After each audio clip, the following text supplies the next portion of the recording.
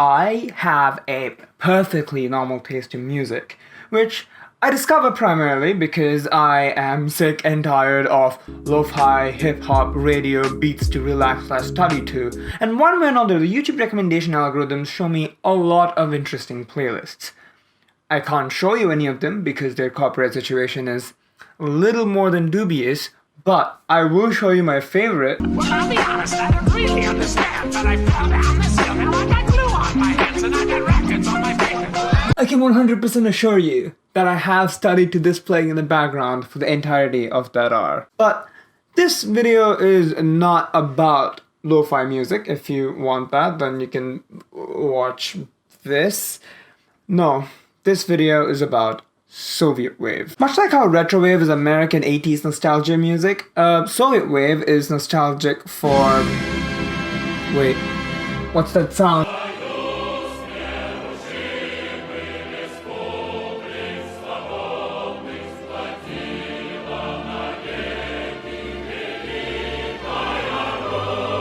Sovietwave is really interesting because it's a sibling of sorts to retrowave and other 80s nostalgia music, which, for lack of a better word, I will call synthwave.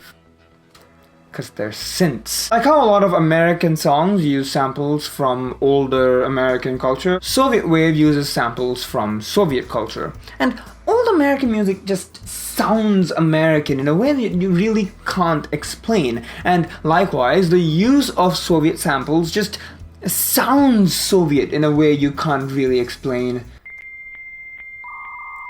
No, I don't think I can explain it. And it is popular today for the same reason why synthwave is popular, because we are in and hopefully nearing the end of the 80s nostalgia cycle. And if you're using 80s sounding music to evoke that nostalgic response, the same is true for Sovietwave. For those who lived in, the former Soviet Union. Part of the Sovietwave aesthetic is this glamorization and romanticization of the Soviet Union, but more importantly, Soviet utopianism. Which is why a lot of these Sovietwave playlists on YouTube have space-related illustrations that accompany the music. Now, on the one hand, the music works because some people who listen to it were alive when the Soviet Union was still a thing, but on the other hand, you have a lot of people who were born after the collapse of the Soviet Union who like it because utopias sound delightful. But I haven't been talking a lot about the music itself, which, sorry, I tend to get carried away. Retrowave sounds all cool and awesome and woo, I got a flying car, and Sovietwave sounds depressing. I am not kidding. The reason why, from an apparently purely musical perspective, is because Sovietwave sounds a lot like retrowave, but it's at a much slower tempo, and so is less exciting. But it is a lot faster than something like a dream wave or chill wave, which is really slow and chill and relaxing, and because Sovietwave exists in this kind of middle ground, it's depressing. Sorry. Melancholic. And yeah, you'd feel depressed too if you were born in the Soviet Union and saw what it could have been and then saw everything fall apart, watch those dreams get crushed, because that's what the music reminds you of. And then there are the Americans. If there's one thing we know about America, is that even if they don't like communism, which, that's a big if, they definitely don't like the Soviets. But under a lot of these playlists, you find a lot of Americans commenting, talking about how they get the music and how they share that same feeling with their comrades. Wait, what? America, baby, land of the free, and by that I mean free market capitalism. And the fact that after the 90s, the US has influenced a lot of world politics and culture might have had an impact, I don't know. Because that's the thing, right? The US won the Cold War because only one of the two countries continue to exist today. And part of the appeal for Sovietwave is that you're wistfully imagining how cool the Soviet Union was precisely because it does not exist today. So what happens when a prosperous country becomes less than prosperous? The Rust Belt is a region in the United States that is well known for once being a powerful industrial sector, be it steel production, automobile manufacturing, and coal mining, and now it's all gone. There's a lot of reasons why, mostly because automation became a thing and outsourcing the jobs to countries with cheaper labor and fewer laws became a thing. But what matters is that this caused a lot of deindustrialization and decay. When we look back into the 80s with admittedly rose-tinted glasses, it feels like it was a time where there was some level of appreciation for, engineering and technology and astronauts, the real hard sciences. And progress to a lot of people then was technological progress. It was a period of time where it seemed like the brightest and the most talented people were doing real work to make some real progress, like sending rockets to space and beyond. So there's this quote from Peter Thiel: "We wanted flying cars, instead we got 140 characters." Which is kinda... but it gets a kind of point across. If the best and brightest in the before times sent rockets to space, now they're trying to get more eyeballs to look at ads. By the way, this video is sponsored by visible.com. Download your first book for a 15-day free trial. Go to visible.com/theprimevalvoid for 1000% off on your next book. Yeah, thanks. Which is kind of depressing, I'm not gonna lie. A lot of the English language comments under these Sovietwave playlists talk about how they were from the Rust Belt and about how their parents, probably just their father, was proud to work in those factories because it felt like they were a part of a gigantic technological progress. And once it all went away, they had to move away from those good old times into other kinds of jobs that didn't necessarily feel as purposeful as it did before. And it is because of that I think the best description for what Sovietwave sounds like, without actually listening to it, is like an abandoned factory.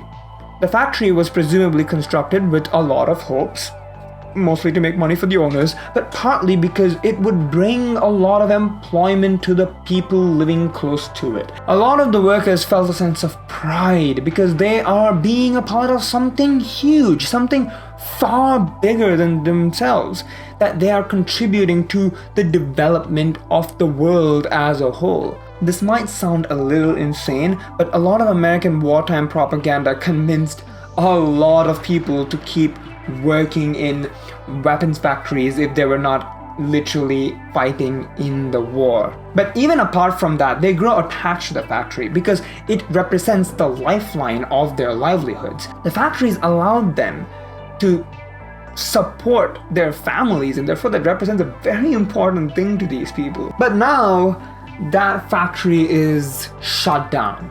It's gone. It's like all of those lifelines have been abruptly cut short. It looks desolate, it looks ugly, and nobody really cares about it. And the people who relied on it before, now they don't feel like they really have a purpose with a capital P anymore. Again, all of this is based on what the commenters under the Sovietwave playlist videos were saying. And ultimately, that feeling right there, that's what you feel when you listen to Sovietwave, regardless of political or national affiliations. But remember, this still needs to be viewed with those rose-tinted glasses, because those dreams of the past were too idealistic at best and deeply immoral at worst. Especially with this example, while the factory itself might have been important, working conditions for factory workers were always terrible. But then they didn't have to watch Amazon gaslight them on Twitter, so Sovietwave is sad and melancholic because it makes you remember the promise of the past that doesn't exist in the present. Speaking of things not existing in the present, Fallout is a series of post-nuclear apocalyptic role-playing games created by Interplay Entertainment. It's set in an alternative future United States where the world has been devastated by an all-out nuclear war. The games have a very interesting but notable aesthetic to them, and it works really well because of this setting. America was in this golden era where everything seemed possible, especially with nuclear energy. Progress seemed all but inevitable until, nuclear war. This golden era aesthetic with nuclear power is also called atomic punk, where everything looks like spaceships, everything is powered by nuclear energy, and of course, the delicious Cold War paranoia that when the bombs dropped, that's it. America's culture was frozen in time. The game is set in the far future, and because we see in America with its culture frozen in the golden past, we see what the past thought the future was going to look like and what the future actually looks like. This golden atomic age is glorified through the ads, the mascots, the technology of the time, the look of how the robots and technology generally feels, but also, most notably, how the music sounds. Again, I know nothing about music, so I'm gonna describe it as kind of jazzy music, the kind you would kind of associate with the atomic age of, the real America. So there's this kind of tension between what the past expected the future to look like and what the future actually looks like. And if you make that into an aesthetic, that is called retrofuturism. Retrofuturism is this idea of setting your hashtag content in the future, but designing it as though it is set in the past. For example, take steampunk, this idea of powering entire civilizations with coal and steam, like cars and computers and rockets and whatnot. But it's a kind of anachronism that also really shows what the people in those times really want. Take steampunk again, for example. A lot of science fiction seems to borrow from, the Victorian times and the wild, wild west of the United States because societies seem to progress so much because of coal and steam thanks to the Industrial Revolution. To the people living then, progress did seem all but inevitable thanks to steam power, and so everything would be powered by steam. And now the planet is melting, burning, and drowning all at the same time. Thanks, James! And in the same vein, atomic punk shares this optimism for nuclear energy, this seemingly clean and near infinite source of energy, that it seemed all but inevitable that we would one day power everything with it. And then some bombs dropped, the Cold War happened, Chernobyl, 3 Mile, and Fukushima, and today we get alarmed when our fire alarms might have some radioactive components in them. Getting back to the topic at hand, I think the Fallout games achieve something more than just what this definition of retrofuturism allows. At a very surface level, retrofuturism comes down to asking the question, what if future sci-fi looking things were powered by the technology of the past? I believe that the appeal for such an aesthetic comes from, primarily because the shit looks cool, but also from this kind of optimism about the historic technology at hand. The creators of Fallout very specifically chose the atomic age as the aesthetic backdrop to the games because of this kind of ironic folly that their culture celebrated nuclear power, and in the end, it was nuclear power that led to the collapse of all society. And that is the key difference here, in my opinion. It's not just a reproduction of the atomic punk aesthetic, but it being set precisely in a post-nuclear war wasteland. It is the ultimate, look how cool we thought things were going to be, and look how shit things are now. We could have gone to space, but now we're battling death claws and dying of dehydration. Your bones are scraped clean by the desolate wind. Okay, so I'm not trying to say that steampunk, dieselpunk, atomic punk, and cyberpunk can't do that, especially if you were to take a more correct interpretation of the punk suffix, in which case these aesthetics precisely showcase how the use of this technology will not lead to an optimistic future. And while the creators might have used atomic punk for that sense of ironic aesthetics, when I play the game, what I see is the hope that people had for the future and how all of those hopes were crushed because of political dickwagging. Actually, no, when I play the game, I hope that my save file isn't corrupted. For this video, I'm specifically talking about how the glorified technology is used and thought about and fondly and optimistically remembered, and how maybe it's all for naught. It's not just the setting of the thing in the past in the future, but it's a direct juxtaposition of the optimism of the past with the pessimism of the present. The thing about Fallout is that it's a piece of narrative media, and the reason why things went to shit is pretty overt. Whereas in the case of Sovietwave, I almost forgot that's what the video was about. While ostensibly the music directly mourns the demise of the Soviet Union, it is indirectly mourning this kind of optimism of this unrelenting march of hardcore technological progress. That feeling of crushed hopes and dreams of individuals because of circumstances way beyond their control is shared between Fallout and Sovietwave. But because Sovietwave is a broad genre with just a general vibe going for it, the reason why the unrelenting march of technological progress has relented is a hotly debated political matter that I don't think I'm going to touch on any more than I already have. Well, this got depressing. You know what else is depressing? Not having hoverboards. In the second Back to the Future movie, released in 1989 but set in 1985, Marty McFly, Doc Brown, and Jennifer Parker travel 30 years into the future, specifically October 21st, 2015. And so, October 21 is called Back to the Future Day by its fans and absolutely nobody else. And as you may or may not have noticed, 2015 is now in the past, and a lot of things that were shown in the movie didn't happen. So, hoverboards, instant pizza machine, flying cars. What is it with people and flying cars? The actual predictions aside, I'm actually more interested in how people responded to the fact that today is October 21, 2015, and where's my hoverboard, flying cars, etc. It's not frustration, it's not disappointment, it's something else. There is a difference in how we respond to science fiction set in the future that we haven't gotten to yet, and science fiction set in a future that is now our past. One of my favorite Wikipedia articles is this list of science fiction stories set in a future that is now past, and it's honestly beautiful. The key thing about Back to the Future 2 being that when it was released, 2015 was in the far future, and for the people living then watching the movies, sure, why wouldn't you expect all of these futuristic things? And that's the thing. There was this anticipation for, an advancement of technology, this hope that in 30 years, a lot of cool things will happen. Can you imagine being a kid watching the second Back to the Future movie, waiting for a future where you'll be an adult who can be in a flying car and make pizza immediately? Well, too bad, because that future does not exist. If Fallout makes this lack of a future depressing, then this reaction to Back to the Future the second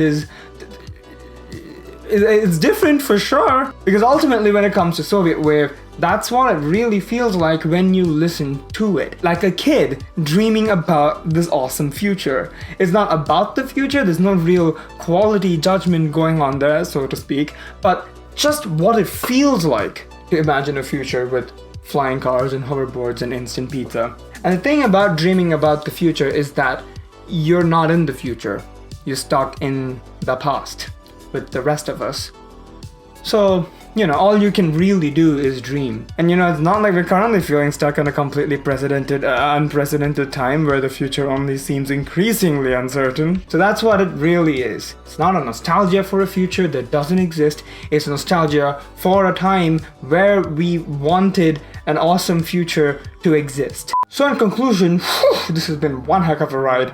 Sovietwave is a genre of music closely related to synthwave, where the general vibe of it all is how we thought the future was going to be awesome, but the future is now here and it all sucks. It does this by reminding us of how we, our society in general, believed how cool things were going to get, looking at how cool things were seeming to get, but without the foresight that we now have that no, things are not as cool as we expected. And ultimately, what the music sounds like, well, what the music feels like, is a theme song for a person stuck in the past, dreaming about an awesome future. I think this video is supposed to be a justification for why I like the music. Anyway, Sovietwave is great. Listen to it. 10 out of 10, especially if you're sick of lo-fi hip-hop beats to chill/relax to. If you listen to Sovietwave, comment down below about how I'm full of shit, or drop down any of your favorite Sovietwave-based bands or artists that you've been listening to. I've been listening to Arctic Electronica while making this video. I've used some of their songs in the background for this video as well. Check them out, links in the description. And of course, say it with me, you made it this far into the video after all. Like, comment, share, subscribe, sacrifice the 10-winged silver falcon to the algorithm. You know, the works. Did you say it? If you did, thank you very much. Make sure you do those things too. But ultimately, I just hope that you like this video. Thanks for watching, and what? Oh no, I've written this part in Russian. I don't know what I said. Somebody once told me the world is gonna roll me. I ain't the shop, it's too late.